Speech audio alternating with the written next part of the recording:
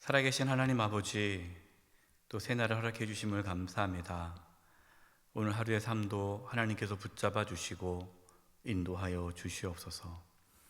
어린 자녀들 건강하고 지혜롭고 성령 충만하게 잘 자라게 도와주시고, 사춘기를 보내고 있는 자녀들 하나님 안에서 그 믿음이 잘 자랄 수 있도록, 주님을 닮아갈 수 있도록 도와주시옵소서.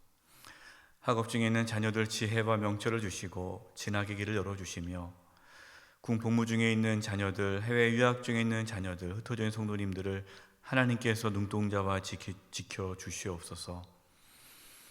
연로하신 성도님들이 있습니다. 하나님께서 또 코로나19에 감염되지 않도록 안전하게 지켜주시고, 몸이 연약한 성도님들이 있습니다. 찾아가 주셔서 치료해 주시되 몸 안에 있는 모든 암세포들이 다 사라지게 도와주시고, 연약한 몸의 기관들이 정상이 되도록 도와주시옵소서. 특별히 이 땅에 살아가면서 물질에 어려움이 없도록 하나님께서 필요한 재정을 허락하여 주시옵소서. 코로나19로 인하여서 많은 어려움이 계속되고 있습니다. 하나님, 이 땅을 긍휼히 여겨주셔서 코로나19가 종식되게 도와주시고, 더 이상의 감염자가 나타나지 않도록 주님 도와주옵소서. 우리 사랑하는 성도님들의 직장과 사업 하나님께 지켜주셔서 하나님의 보호하심 가운데 또 이 어려운 시기에 잘 견뎌낼 수 있도록 도와주시옵소서. 정치, 경제, 사회, 문화 모든 영역에서 하나님의 통치와 다스림이 있게 하여 주시고, 이 나라의 민족을 하나님께서 긍휼히 여겨 주시옵소서. 저 북녘 땅을 구원하여 주시고 복음으로 이 민족 하나가 되게 도와 주시옵소서. 코로나19로 인하여서 전 세계에 큰 아픔과 고통이 지속되고 있습니다. 특별히 선교사님들 지치지 않게 해주시고 그 땅 가운데서 주신 사명 잘 감당할 수 있도록 도와주시옵소서. 김춘희 원로 목사님 영계 강건함으로 붙잡아 주시고, 또 사모님과 자녀들에게도 평강의 은혜를 더하여 주시옵소서. 주님께 부탁드리옵고 예수님의 이름으로 기도드립니다. 아멘. 할렐루야. 우리 사랑하는 성도 여러분, 오늘 하루도 하나님의 은혜 가운데 또 승리할 수 있기를 바랍니다. 돌아오는 주일 5월 17일부터 다음 세대 교육부 예배를 드립니다. 여러 가지 어려운 상황이 있지만 그래도 예배를 드리기로 했습니다. 단 또 여러 가지 또 여건상 교회 나오지 못하는 우리 또 자녀들을 위해서 온라인 예배도 당분간 함께 하도록 합니다. 그래서 가능하면 교회에 오셔서 우리 아이들이 예배 드릴 수 있도록 인도해 주시고요. 그러기 어려운 상황이라면 가정에서 또 온라인으로 예배 드릴 수 있도록 지도해 주시기 바랍니다. 우리 다음 세대의 우리 자녀들이 예배당에서 또 각 부서에서 예배 드리는데 어려움이 없도록 최선을 다해서 방역을 하고 준비하고 있습니다. 걱정하지 마시고 기도해 주시기 바랍니다. 5월 24일 부활, 그날은 이제 부활 기념 주일로 드립니다. 저희가 이제 4월에 있었던 부활 주일은 코로나19로 인해서 예배당에서 모이지 못하는 관계로 저희 교회는 5월 24일 부활 주일, 부활 기념 주일로 지키기로 했습니다. 여러분 기도해 주시고요. 5월 24일에는 우리 온 성도님들이 함께 하나님께 나와 예배할 수 있는 은혜가 있기를 간절히 바랍니다. 코로나19에 대한 많은 또 걱정과 염려가 있을 텐데요. 여러분 기도하면서 또 우리 하나님 앞에 또 맡기면서 또 하나하나 이렇게 해결해 나갈 수 있기를 바랍니다.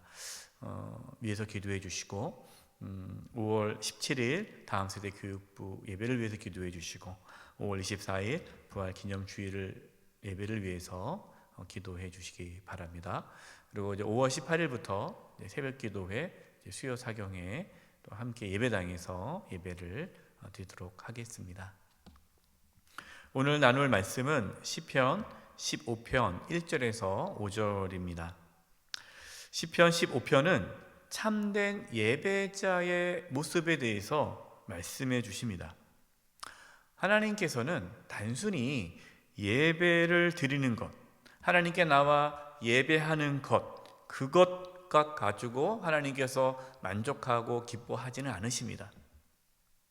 만약에 우리의 신앙이 단순히 어떠한 종교적인 활동, 그것만으로 우리의 신앙을 규정한다면 여러분, 우리의 신앙은 잘못된 길로 갈 수도 있습니다.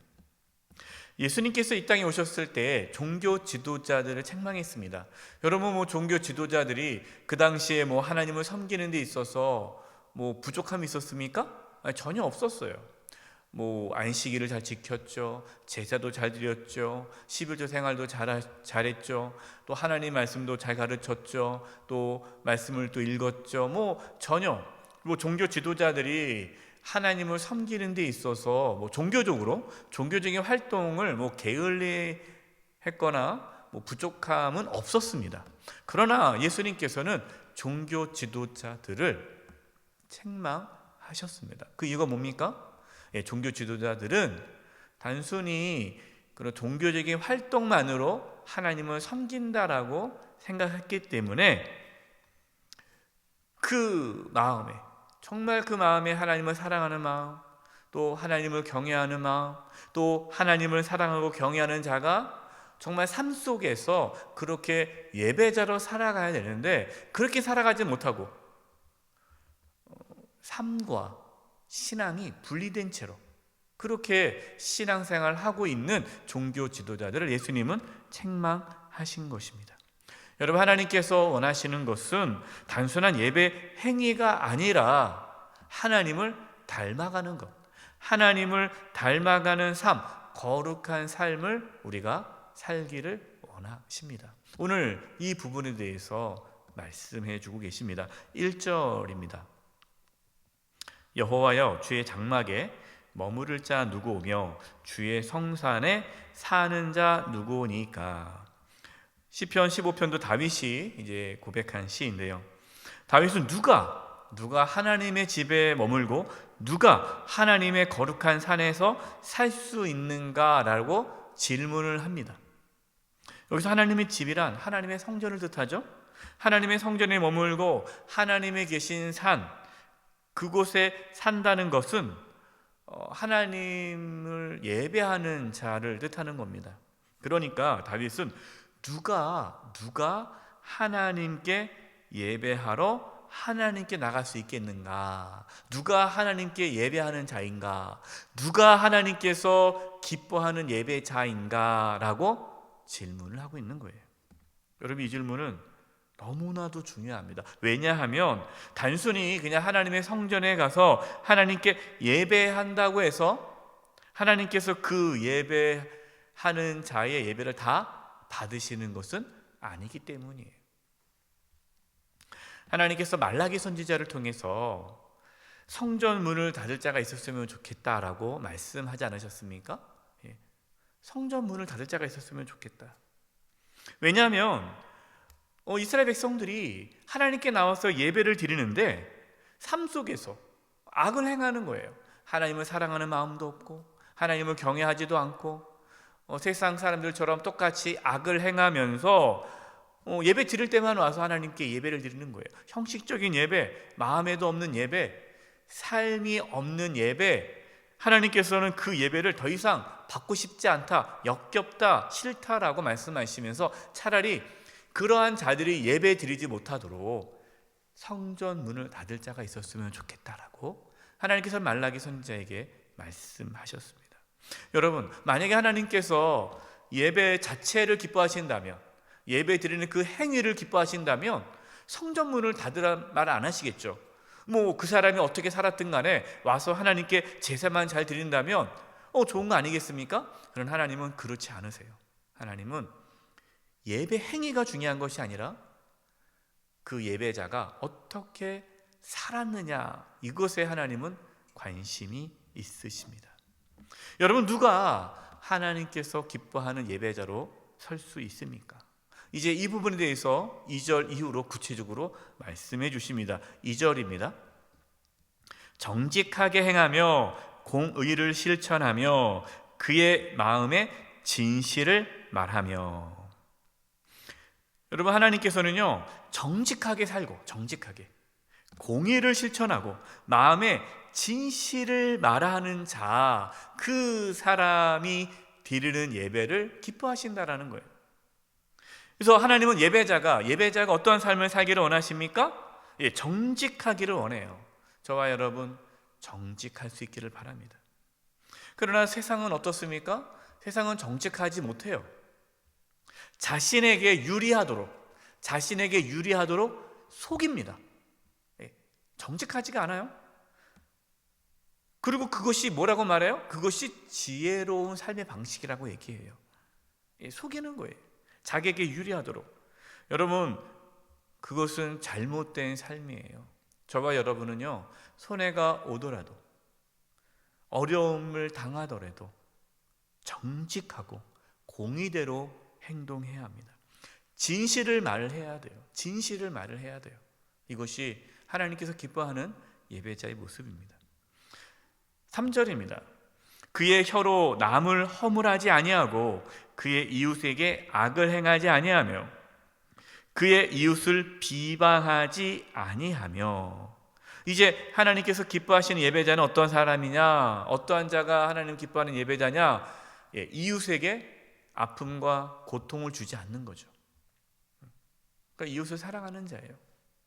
구체적으로 하나님께서는 이 말에 대해서 말씀하십니다. 하나님께서 기뻐하시는 예배자는요, 이 말을 조심합니다.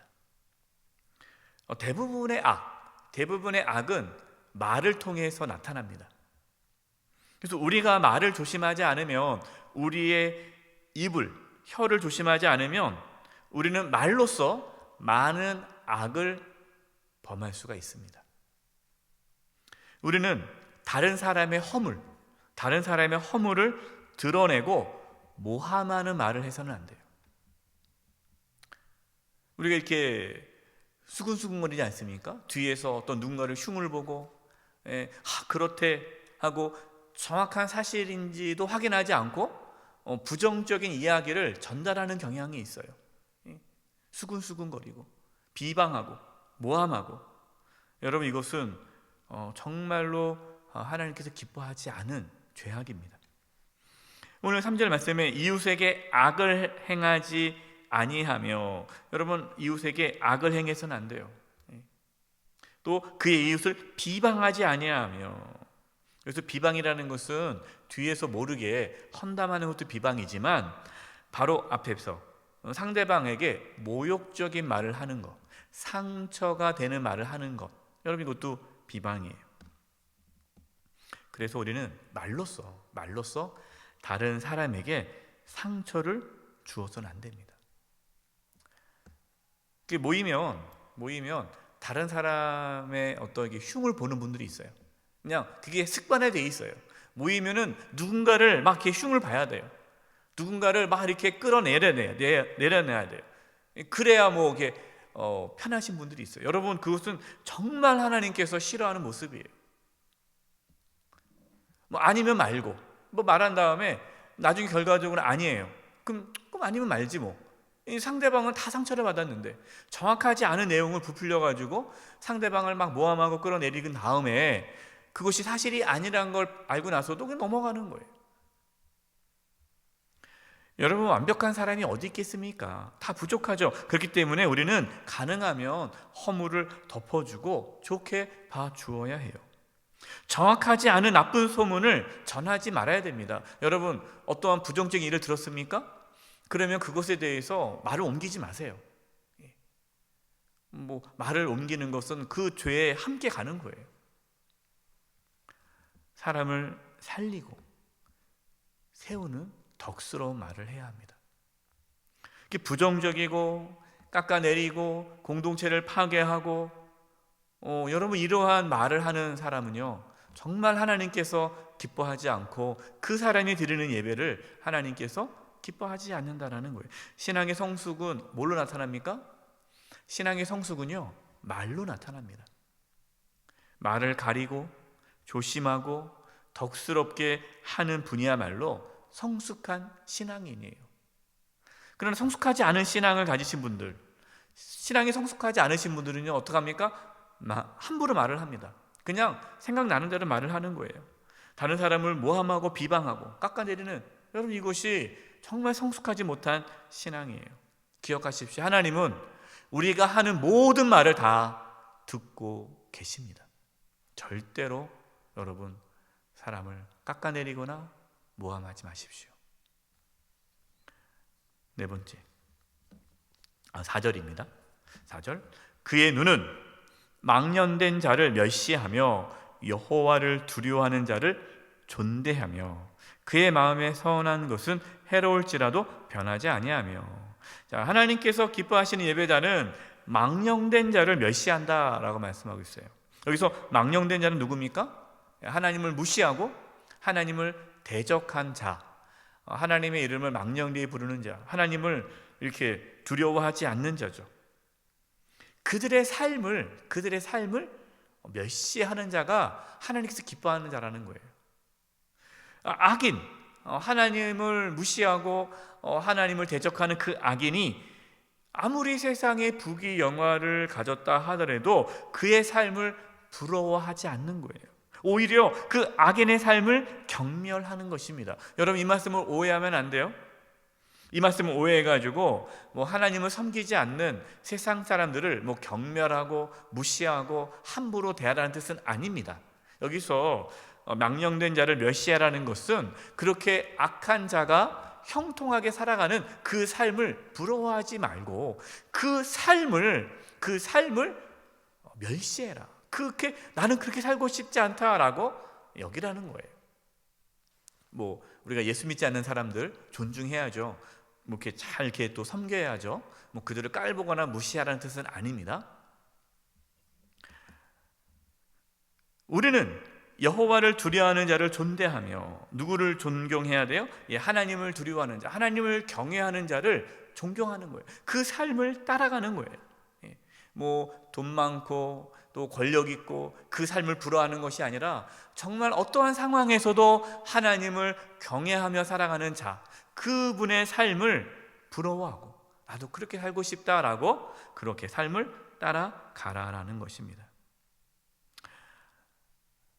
그리고 마음에 서운한 것은 해로울지라도 변하지 아니하며, 하나님께 약속한 것이 있다면 손해가 오더라도 그것을 지키려고 애쓰는 자, 바로 그 사람이 하나님 앞에 온전한 자다라는 거죠.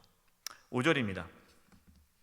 이자를 받으려고 돈을 꾸어주지 아니하며 뇌물을 받고 무죄한 자를 해하지 아니하는 자이니 이러한 일을 행하는 자는 영원히 흔들리지 아니하리이다. 하나님께서 기뻐하시는 예배자, 마지막으로는 가난하고 연약한 자를 학대하거나 괴롭히지 않는 자다라는 겁니다. 여러분, 누가 돈을 꿉니까? 가난한 자가 돈을 꾸죠. 이 당시에 돈을 꾸는 자는 가난하고 어려운 자들이에요. 그래서 하나님께서는 그 가난한 자, 어려운 자에게 돈을 꾸어줄 때 이자를 받지 말아라. 왜 그러냐면 당시에 이 가난한 자, 이 연약한 자들에게 돈을 빌려줄 때 이자를 아주 크게 부과하는 거예요. 고리대금. 그래서 많은 이자를 물게 해서 그 사람을 종으로 삼거나 이렇게 아주 악을 행하는 자들이 있었습니다. 그렇게 하지 말라는 거예요. 또한 뇌물을 받고 힘이 없고 죄 없는 자를 해하지 말라라고 말씀하십니다. 여러분, 이 말씀은 정말 하나님께 예배하는 자, 누가 하나님께서 기뻐하는 예배자인가?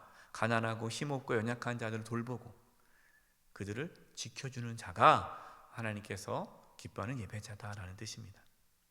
여러분, 오늘 말씀에서 하나님께서 원하시는 것은 그냥 예배를 드리는 행위, 그냥 단순히 예배 드리는 행위가 아니라 하나님의 관심은 우리가 참된 예배자로서 어떻게 살아가느냐, 우리의 삶에 하나님의 관심이 있다는 것을 알게 되었어요. 그렇습니다. 하나님은요, 우리가 일주일에 한 번 교회 나와서 예배 드리는 거 됐다, 이것이 아니라 우리가 일주일 동안 어떻게 살아가느냐, 여기에 하나님은 관심이 있습니다. 누가 하나님을 기쁘시게 하는 예배를 드립니까? 한 주간 동안 정말로 하나님께서 기뻐하시는 이러한 예배자의 삶을 살아가는 자들이 우리가 하나님 앞에 예배할 때에 하나님께서 그 예배를 기뻐하신다라는 겁니다. 하나님께서 기뻐하시는 예배자는 어떠한 삶을 삽니까? 오늘 말씀은 크게 두 가지예요. 첫 번째는 하나님을 닮아가는 삶을 살아가는 거예요. 하나님의 성품, 공의롭고 정의롭고 거짓되지 않고 정직하고, 여러분 이것은 하나님의 성품입니다. 이 거룩한 삶이에요. 우리는 한 주간 동안 예배드리기 전, 하나님 앞에 나오기 전 하나님을 닮아가기 위해 애써야 돼요. 두 번째, 이웃을 사랑하는 삶입니다. 이웃에게 모함하지 않고, 이웃을 모함하지 않고, 비방하지 않고, 또 이렇게 이자를 받지 않고, 이 모든 것들이 다 뭐냐면 이웃을 사랑하는 거예요. 이렇게 우리가 하나님을 닮아가고 이웃을 사랑하는 자가 하나님께 나와 예배할 때 하나님께서 그 예배를 받으시고 그 예배하는 자를 지켜주신다라고 말씀하십니다. 그가 흔들리지 않는 삶을 살도록 하나님께서 보호하신다라고 말씀하고 계십니다. 저와 여러분, 하나님께서 기뻐하시는 예배자의 삶을 살아갈 수 있기를 간절히 축원드립니다. 기도하겠습니다. 하나님 아버지, 하나님 앞에 온전히 예배할 수 있도록 저희들의 삶 가운데 하나님을 닮아가고 이웃을 사랑하며 살아갈 수 있도록 도와주시옵소서. 예수님의 이름으로 기도드립니다. 아멘.